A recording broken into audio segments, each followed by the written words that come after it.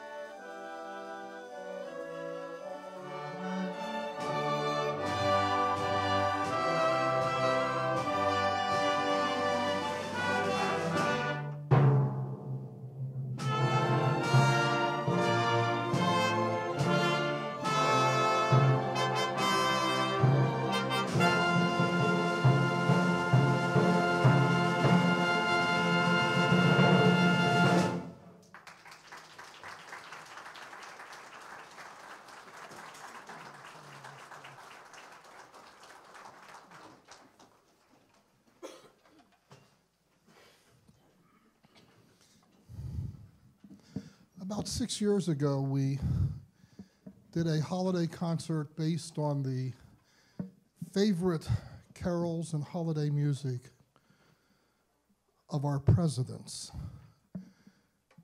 And it was very interesting what some of our presidents wanted to hear during the holidays. FDR wasn't interested in a Christmas carol or a piece of religious music or anything at all. He wanted a naval hymn. As you would expect, George Washington, way back then, looked to Georg Friedrich Handel. But what I found most interesting when we researched what the presidents that left a record of their favorite music during the holidays was that John and Jackie Kennedy wanted to hear Silver Bells.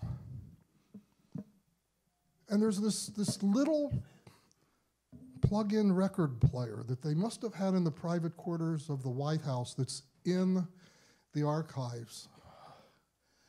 And there's all these records.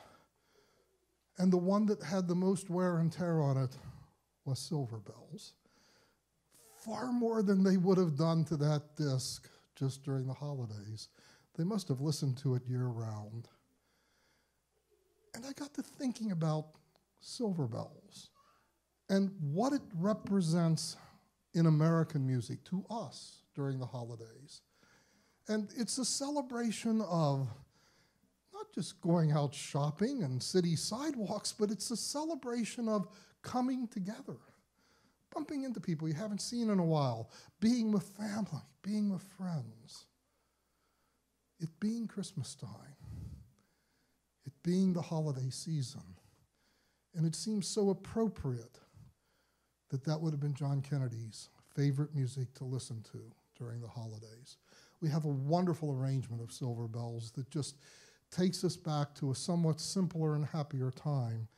A lot of us back to a time during our youth before John Kennedy was assassinated, when we called the White House Camelot, when we thought everything was possible, when we were promised a man would walk on the moon, and when we were promised that the world would be a better place year by year.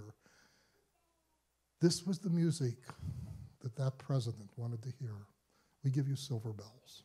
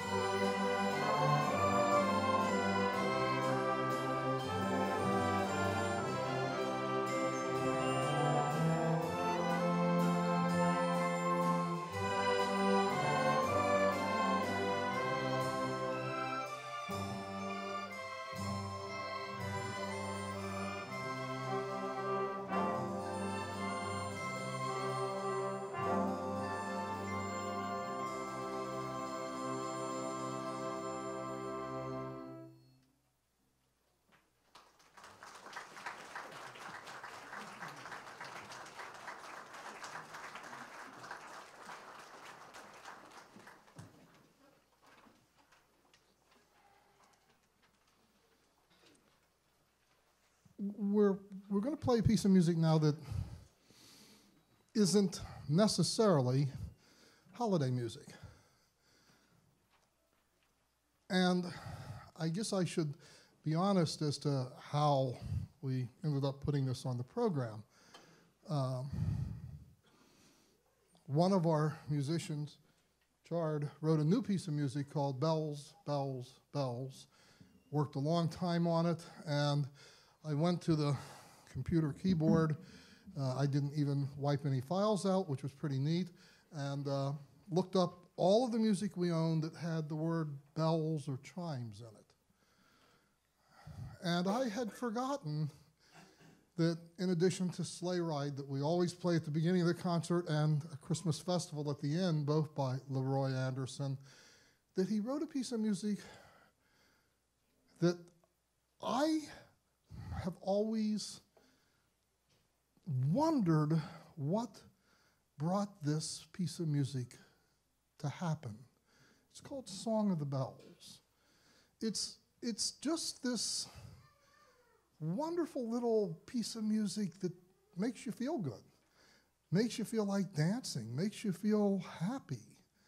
And we really don't know too much about why the piece of music happened. I will tell you, though, the first I heard it was many years ago. My lovely wife presented me with a set of CDs of almost all of Leroy Anderson's music with Anderson conducting.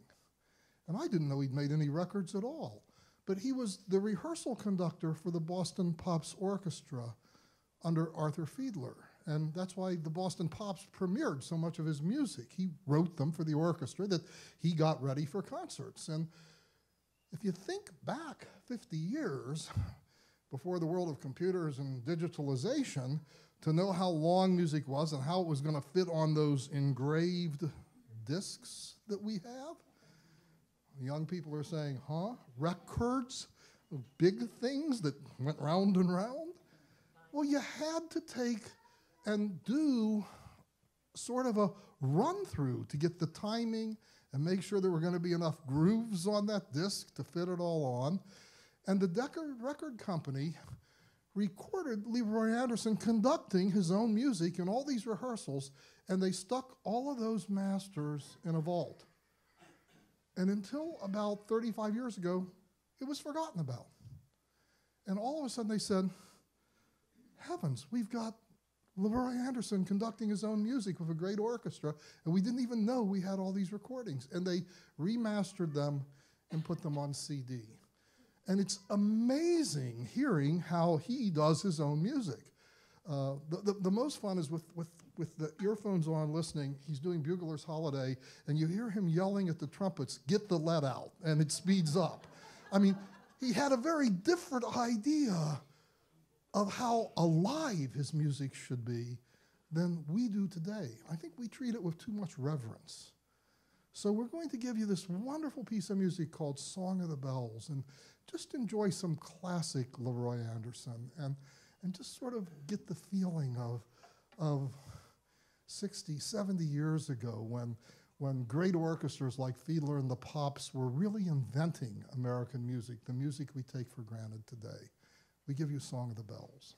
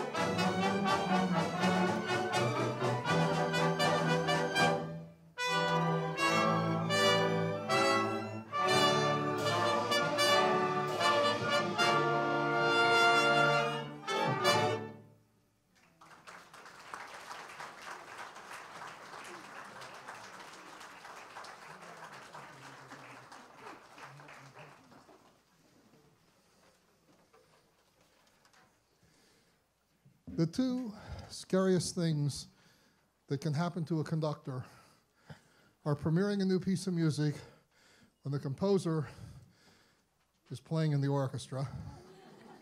It's one thing when they're in the audience because you got your back to them, you don't know how badly they're frowning or shaking their head, no. But yeah, when they're right there in front of you, whew, it's like, boy, I hope I meet with approval here. And the other one is when you start to conduct a concert and somebody's out there you've never seen before. And that's always a problem. And actually, my dear friend Chart has done over the years both to me, because at one point he had this huge beard and he shaved it off just before a concert. And it's like, who is that guy? And well, the beard's been gone for a few weeks. I love that. You can see the smile without the beard, Chart. It's really good. Before we play Bells, Bells, Bells, stand up so they know why you're standing up and who you are. Hi, Chart. One of the great joys of an orchestra like this is not this just that we give all these wonderful volunteer musicians a chance to play this great music. And you know, for those of you that have only been at holiday concerts, you know, come in the spring when we play the Mahler First Symphony. It's the real McCoy. I mean, these people can do amazing things. It's like I'm just standing up there saying, how do we do that? They really practice, you know, and work and put their heart and soul into it. And even better than that is occasionally when one of them will learn a major concerto. And I will tell you, the orchestra never works harder than when they're accompanying one of their own musicians. And then I guess at the top pinnacle is when somebody actually writes a new piece of music. I've been privileged to premiere many pieces of music over the years, but the ones I always cherish and remember the most is when it's my own musicians doing it. It's a tremendous effort to write and polish and change and make things work. And Chard has really put together a great setting of these carols. It's just lively, there's some surprises, and it's really, really very nice. So enjoy a new work by one of your own Cincinnatians, Bells, Bells, Bells.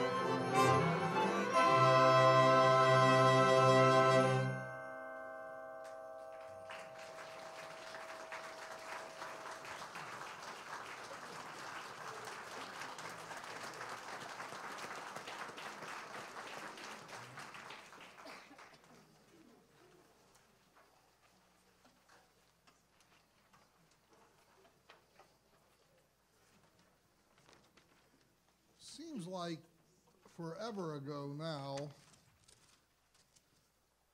I asked Ed Howard to write a piece of music with a lot of different carols in it. Well, he took me up on it. To start with, if you try and follow along all of them in the program, can't keep up. Some of them are 2 measures long. And I think I missed some. I mean, you know, every time I conduct this, it's like, oops, there's a piece of another carol in there, sort of hidden away.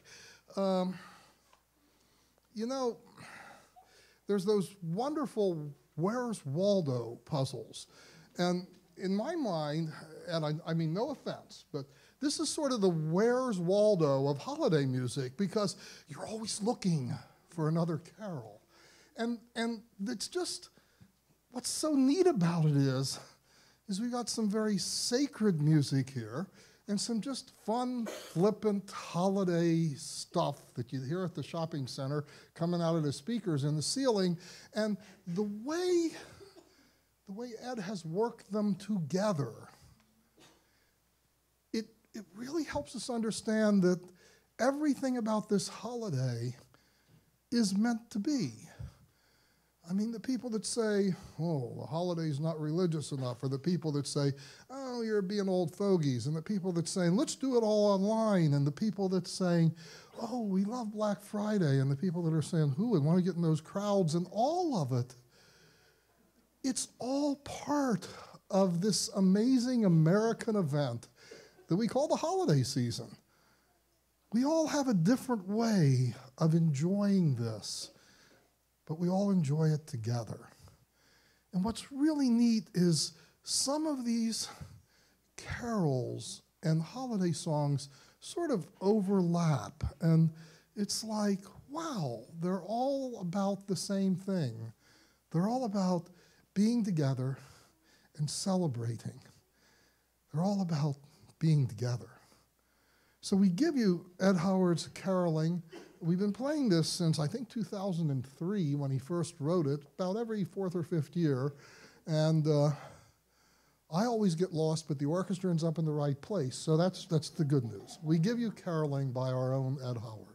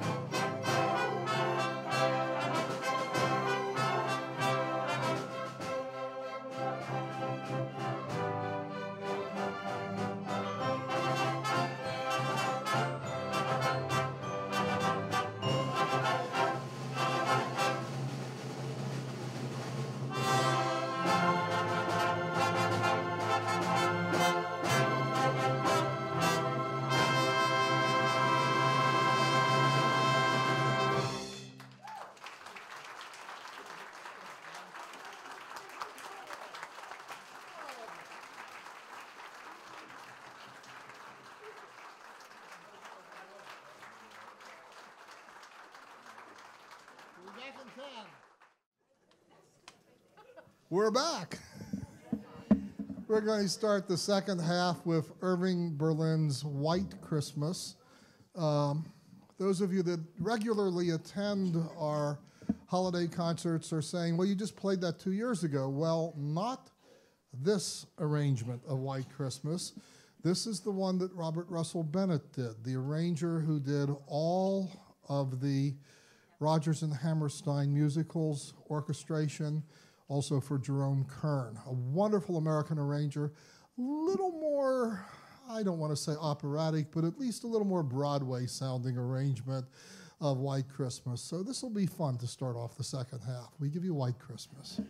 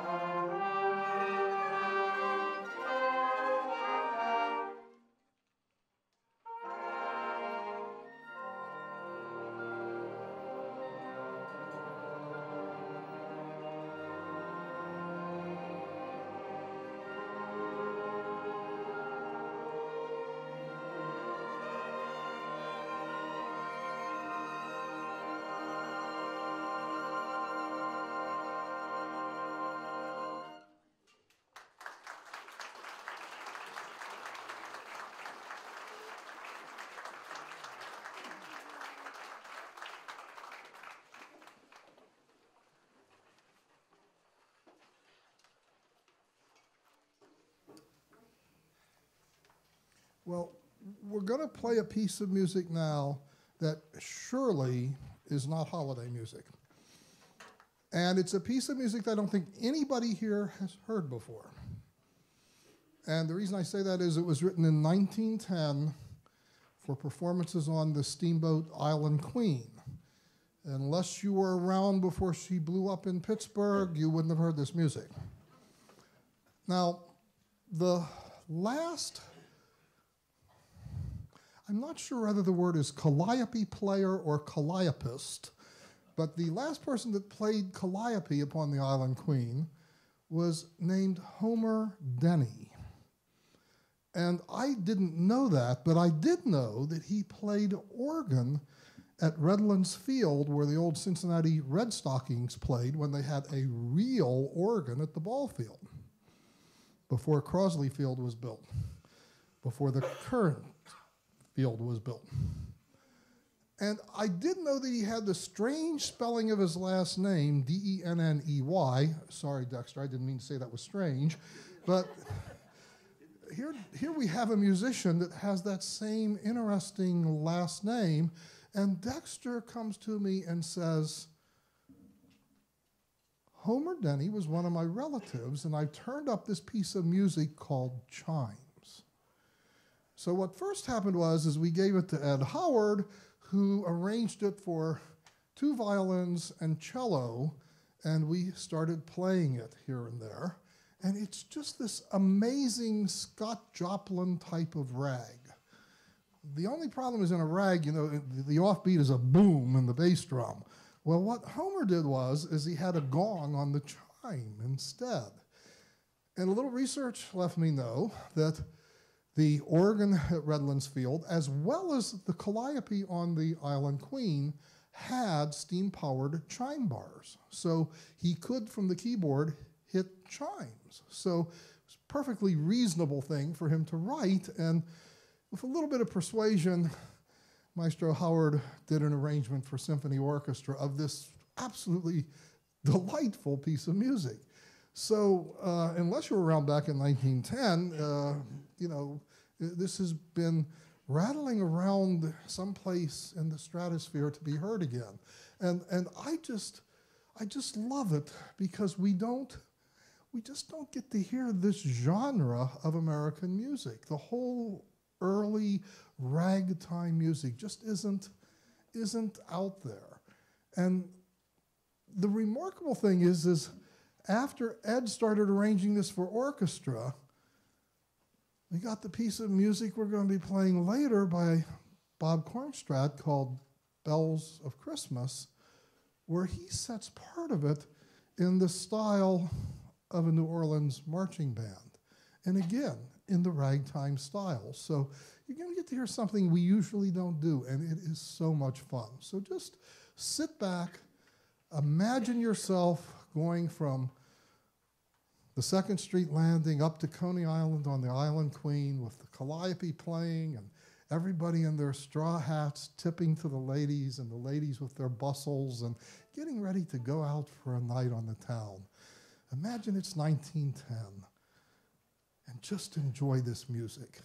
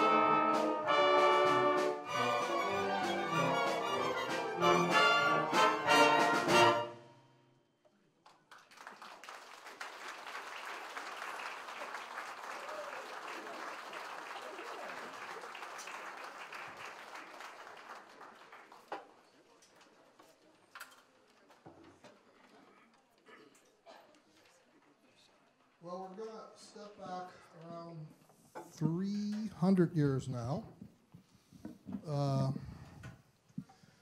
and play a very interesting piece of music. I think most of you know Georg Friedrich Handel's Messiah, and you know that very wisely he did not try to set any of the words from the Gospels that describe the birth of the Savior to music. It just doesn't work. The words don't fit well with music, and it just sort of wasn't the right thing to do. So instead, at that point of the Messiah, he writes what he calls the Pastoral Symphony. This beautiful, short little piece of music which gives you the feeling of the moment of the Savior's birth. No words, just the orchestra quietly playing. And I always thought that was a brilliant idea that he had until I found out it wasn't his idea, that the famous composer earlier, Arcangelo Corelli, had already done the same thing. He had written a pastoral symphony. And it's such a neat piece of music, and nobody ever hears it. It's written just for the strings of the orchestra and for 2 solo violins and a solo cello. So we're going to play for you Arcangelo Corelli's Pastoral Symphony. It's a short, beautiful little piece of music. And for those of you that are especially chorus members that are big fans of the Messiah, I don't want to say anything you won't like, but the Messiah's Pastoral Symphony sort of looks at the birth of a Savior in a highly intellectual way, as if he's already out preaching. What Corelli has written is a piece of music that I think Mary would have been glad to have playing when she was trying to birth a baby. It's a piece of music that's joyous, that's like, here's new life. Here's a little kid that's coming out screaming and crying. Here's the reality of that moment. And it's just sort of different. And there's a certain bit of Italian music to it that, again, has this edge to it, like Vivaldi. It's just lively and happy. And I think it's the perfect piece of music right now before we move to the end of this concert to get us into the mood for the more sacred part of these wonderful holidays. We give you the Pastoral Symphony of Arcangelo Corelli. Are you ready, my dear? I should say my dears. 2 of you.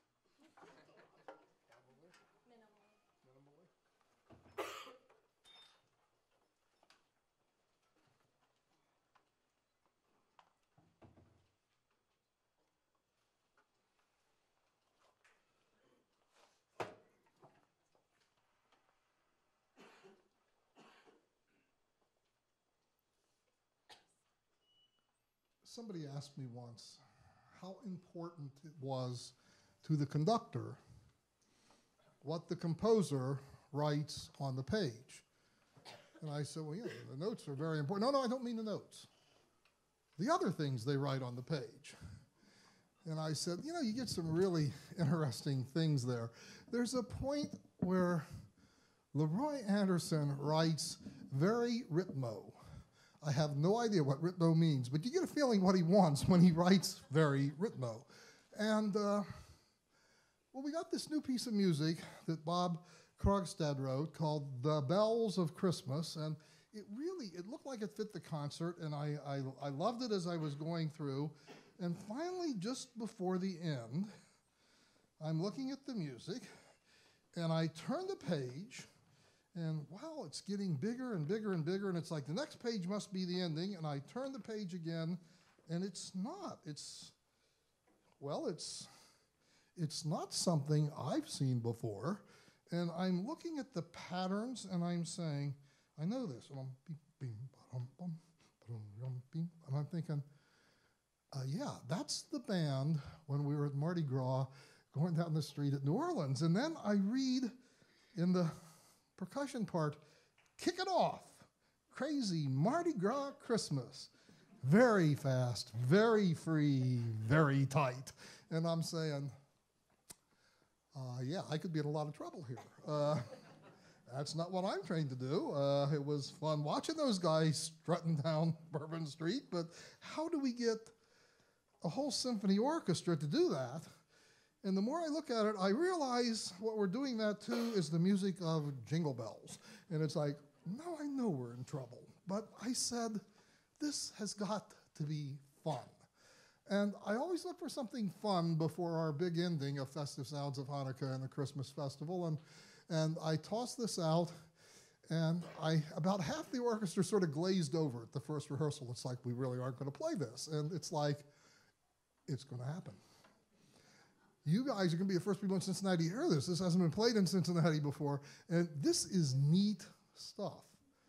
This is one of our new arrangers that's making music fun again, and in the process, making it very challenging.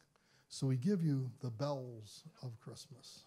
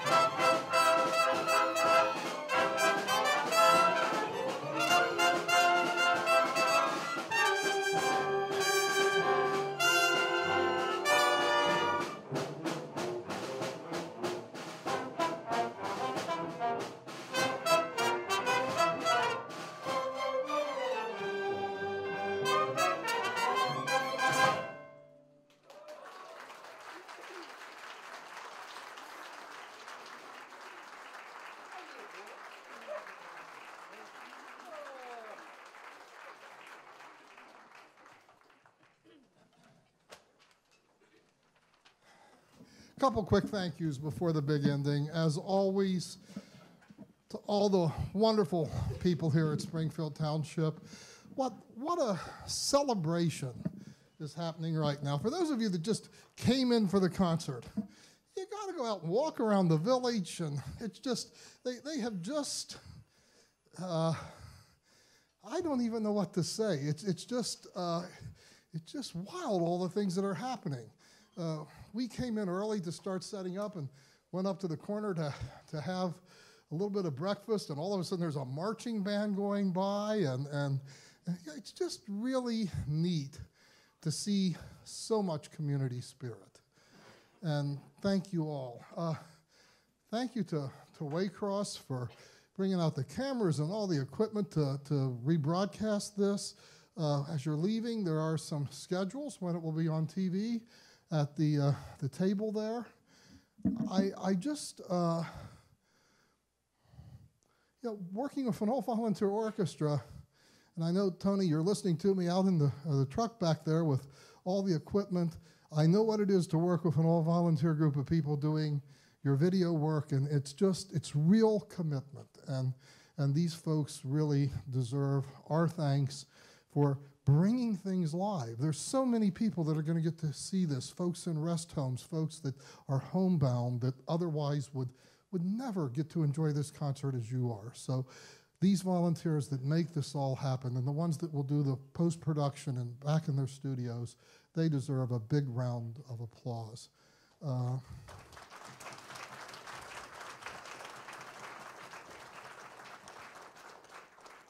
I guess the last people I need to thank are the people that you've got to watch play music the whole time while I've been gyrating around up here.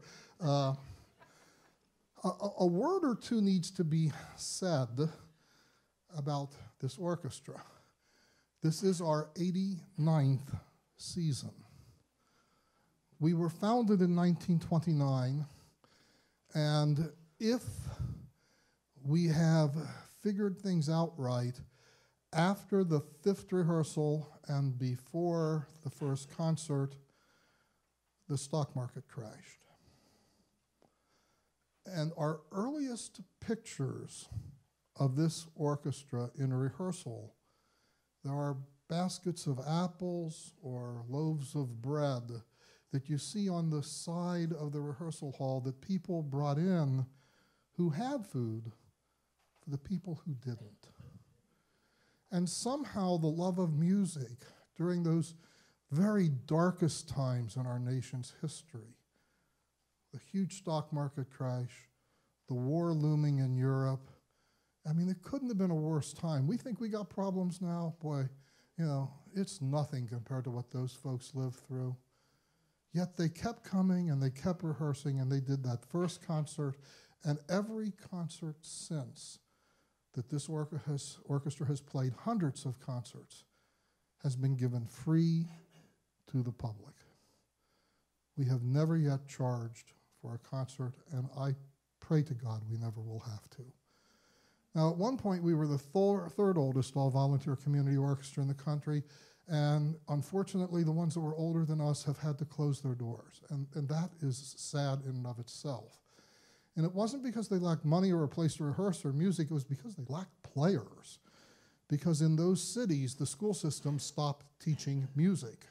And when you stop teaching young people to play and appreciate music, eventually you run out of musicians. And you have to close down your community concert bands and orchestras. And the churches can't find organists and pianists. And God help you if you're getting married and want live music instead of a tape.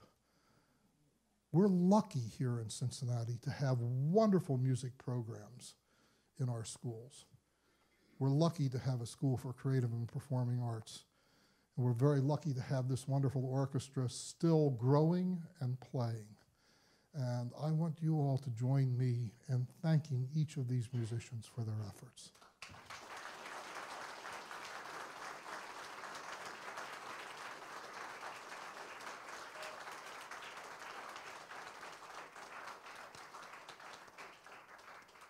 Now, the last thing I'm going to say is as you leave, our ushers will be holding donation baskets, and we would love any donation that you can afford to give us. The most important thing you can give us is being here. Being here to enjoy this music and to thank these folks that have put so much time in to bring the music to you. I would be remiss, though, if I didn't say that the good old days of 25 years ago, when there was public funding and lots of grant money to help keep groups like this going, that money has vanished with the times. And other than your donations and our hard work, that's what keeps this orchestra going. So any donation will help. Now, I told a little story at our concert last Thursday, and the orchestra's already heard this, but it's a true story, and it really gets to the heart of the matter that it doesn't make any difference how much you give, anything helps. Many years ago, I was the head of the string department at the College of Mount St. Joseph, and we gave a concert in that huge auditorium. And I remember distinctly saying at that holiday concert that every last penny would help keep the orchestra going and buy new music. And I didn't think a whole lot about it. I did remember, as I was greeting the audience afterwards, a little boy came up and tugged on the tail of my tailcoat and said something to the effect, "I helped the orchestra." And he was such a cute little guy, and then he ran off through the crowd to Grandma and Grandpa or whoever, and you know, it's like 5 months later at the spring concert, a very distinguished lady came up to me after the concert, beautifully permed and coiffured gray hair and with her husband in tow. And she looked at me and said, "Maestro, what did you say to my grandson at the holidays? He keeps telling everybody he bought music for the orchestra, and he has no money." And I thought about it. I remembered this little guy, and I said, I remember a little boy came up after the concert, and she looked at her husband. He said, "Well, I lost him for a second." And I said, I can't forget that when the ushers counted the money after the concert, they told me there was a brand new penny in the bottom of the one basket. And the lady looked at me and she said, "He has no money." And Grandpa at that point spoke up, and he said, "You forgot on the way over in the car, while you were driving, I gave him a brand new Lincoln Head penny and explained to him about Abraham Lincoln, and then it hit all three of us. That this little boy not only gave us his only money, he gave us the gift his grandfather had given him that very day to keep the music going." That little boy is in his 30s now. He occasionally, when he's in town, comes to a concert, and he still has music in his life. And you know, it's not how much.